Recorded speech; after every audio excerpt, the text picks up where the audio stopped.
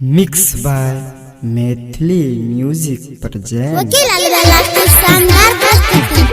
उड़ाड़ जाने के Ankita express Rimjhim recording studio सिंधे बख्तियारपुर उड़ाड़ जाने के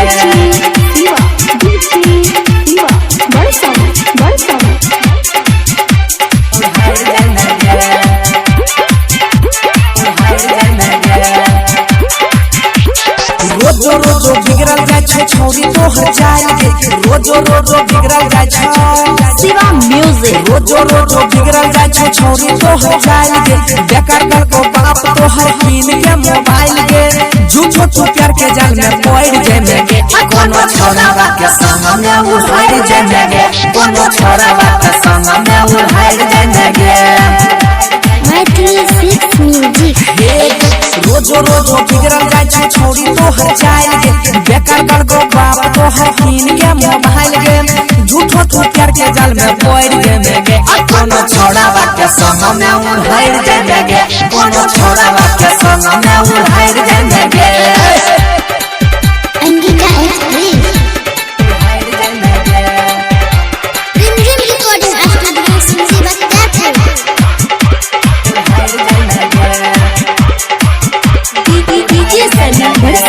डीजे सलीम भड़सन मैथिली सिक्स म्यूजिक बेसी ना बनल घरे छोरिया दुलार गे डीजे शिवा ने दे दे तो जरल जरल गायर गे हमारा ना कौन करे हमारा ना कौन करे छोरी हर जइया हमी बनबो तोहरा बाप के जमैया शिवा म्यूजिक मारल छोमती कुछ कोई जेमे गे कोनो छोरावा के संग में उड़ाड़ जेमे गे कोनो छोरावा के संग में उड़ाड़ जेमे गे अंकिता एक्सप्रेस उड़ाड़ जेमे गे उड़ाड़ जेमे गे उड़ाड़ जेमे गे रिमझिम रिकॉर्डिंग स्टूडियो सिंधे बख्तियारपुर मैथिली सिक्स म्यूजिक बाप के नाम छो समाज में ऊंचा एकरा से ना बात करे छौरा छै लुच्चा पशुपति कहै छै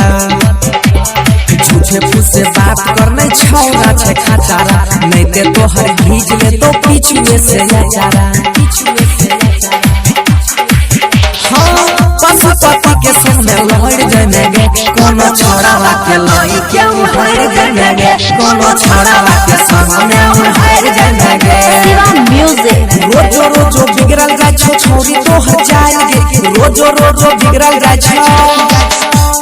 रोजो रोजो बिगड़ल जाय छै छौरी तोहर जाय गे बेकार कर को बाप तोहर कीन के मोबाइल गे झूठो तू प्यार के जाल में पड़ जेमे गे कोनो छोरावा के संग में उड़ाड़ जेमे गे कोनो छोरावा के संग में उड़ाड़ जेमे गे बाय